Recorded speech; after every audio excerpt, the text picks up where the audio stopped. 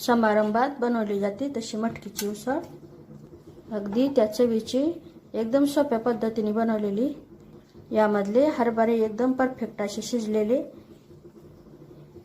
मटकी हरभऱ्याची ही उसळ टिफिनसाठी प्रवासासाठी न्यायला एकदम परफेक्ट पद्धतीने बनवलेली ही हरभरा मटकी उसळ।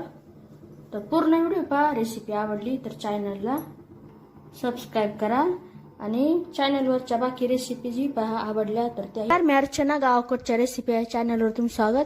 इथं मी हरभरे घेतलेले ते 1 वाटी कुकरमध्ये टाकायचे। 1 वाटी हरभऱ्याला 1 वाटी पाणी। झाकण लावून कुकरच्या मोठ्या आचेवर 2 शिट्ट्या घेऊन हे हरभरे शिजून घ्यायचे। मोठ्या आचेवर कुकरच्या 2 शिट्ट्या घेऊन व्यवस्थित असे हरभरे शिजून घेतले। वेळ नाही लागत आणि वाट न पाहता कुकरची वाफ काढून घ्यायची आणि झाकण उघडून घ्यायचं। तर व्यवस्थित असे हरभरे शिजलेले आहेत एकदम मऊ असे, तरच ही उसळ खायला छान लागते। इथं जे थोडंसं पाणी आहे ते आपल्याला वापरायचं आहे। तेल टाकायचं। तेलामध्ये मोहरी, जिरे, बारीक कट केलेला कांदा व्यवस्थित परतून घ्यायचा। गॅसच्या मोठी ठेवायची।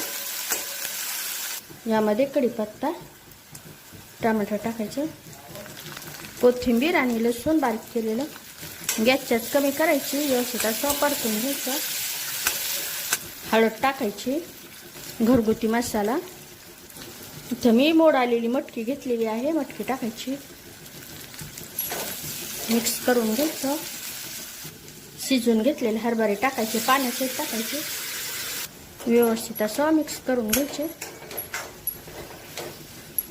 व्यवस्थित मिक्स करून झालेलं आहे। गॅसच्याच कमीच ठेवायची। चवीनुसार मीठ टाकल्यानंतर हे व्यवस्थित असं मिक्स करून घ्यायचं। हरभरे तर शिजलेलेच आहेत आणि मोड आलेली मटकी शिजायला वेळ लागत नाही। फक्त 1 मिनिटासाठी बंद आचेवर झाकून ठेवू। इथं 1 मिनिट झालेलं आहे। गॅस बंद करायचा। यावर बारीक कट केलेली कोथिंबीर। रेसिपी आवडली तर नक्कीच शेअर करा।